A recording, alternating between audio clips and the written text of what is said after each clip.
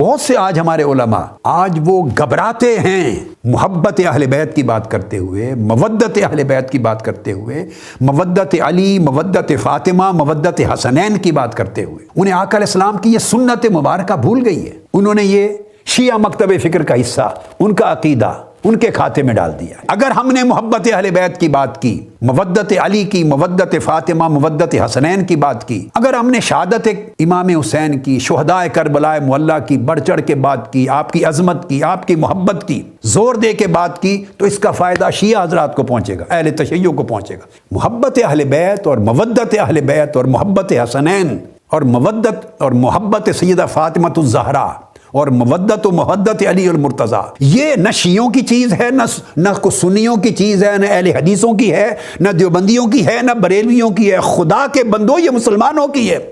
سب اسلام کی امت مسلمہ کی میراث ہے، یہ ایمان ہے، یہ قرآن کا میسج ہے، اس کو قرآن نے فرض کیا ہے۔ امام اعظم حضرت امام ابو حنیفہ رضی اللہ تعالیٰ عنہ اتنی شدید محبت اہل بیت کی کرتے اور ائمہ اطہار اہل بیت کی اتنی تکریم کرتے کہ لوگوں نے ان پر شیعہ ہونے کا طعنہ کیا، کتابوں میں لکھا ہوا ہے، ان کو شیعہ کہتے، امام اعظم ابو حنیفہ کو، تو وہ شیعہ ہو گئے تو پھر سنی کون بچا؟ امام شافعی کو بھی شیعہ کہتے تھے، رافضی کہتے تھے، تو آپ نے جواب میں فرمایا اگر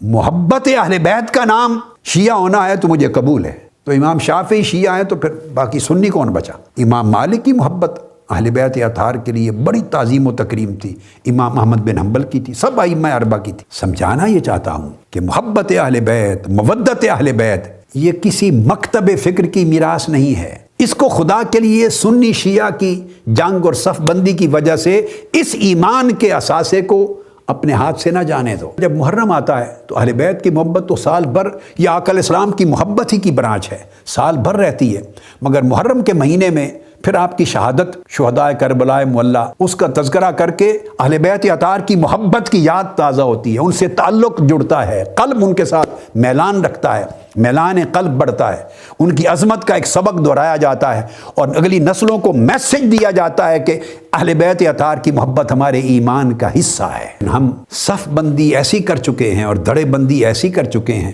کہ تذکرہ نہیں ہے، گھبرانے لگ گئے۔ اب کوئی تو چاہیے